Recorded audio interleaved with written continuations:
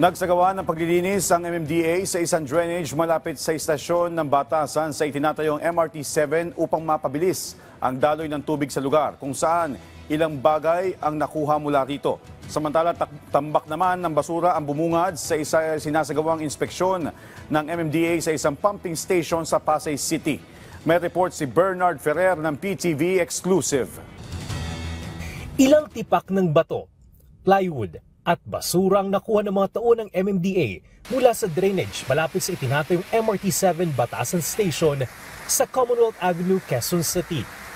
Isinagawa ang paglilinis upang mapabilis ang daloy ng tubig, lalo na't madalas ang pagbaha sa lugar tuwing may malalakas sa pag-ulan. Ayon kay MMDA Chairman Romando Don Artes, nakatakdang palawakin ang drainage sa lugar. Mula sa kasalukuyang sukat, ito ay gagawing 3x3 meters upang maka-accommodate ng mas malaking volume ng tubig ulan. Sisimulan na agad ito bukas upang matapos sa lalong madaling panahon. Bukod sa pagpapalawak ng drainage, magde-deploy din ng MMDA ng karagdagang kagamitan. Then meron din kaming 6 na mobile pumps na pwedeng humigop ng tubig at maitapon doon sa malapit na creek or malapit na outlet at hindi na maipon sa karsada. Samantala, in-inspeksyon din ni Chairman Artes ang Tripa de Galina Pumping Station sa Pasay, kung saan tumambad sa kanya ang tambak ng basura gaya ng sirang gamit, plastik, kahoy at iba pang basura. Mahalaga ang Tripa de Galina Pumping Station dahil ito nagseserbisyo sa mga lungsod ng Pasay, Parañaque, Taguig, Makati at Maynila.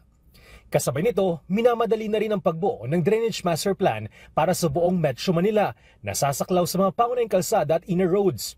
Sa kasalukuyan, may isinasagawang pre-feasibility study para sa proyekto. Magiging Biblia ng lahat ng drainage, whether national government, LGU magpapagawa or foreign assisted project yan, dapat susundin na yan. Mahiwalay ng master plan ang Quezon City at Maynila. Tiniyak ni Chairman Artes na handa ang MMDA sa posibleng pagbaha ngayong linggo, lalo na't inaasahan ng patuloy na pag-ulan. Handa naman po kami, again, yung mga bomba natin ay gumagana, iyan naman po ay ina-upgrade at pinalalaki pa ng mga DPWH at dinadagdagan.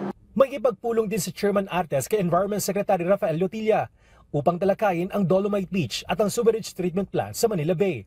Mula sa Quezon City, para sa Integrated State Media, Bernard Ferrer ng PTV.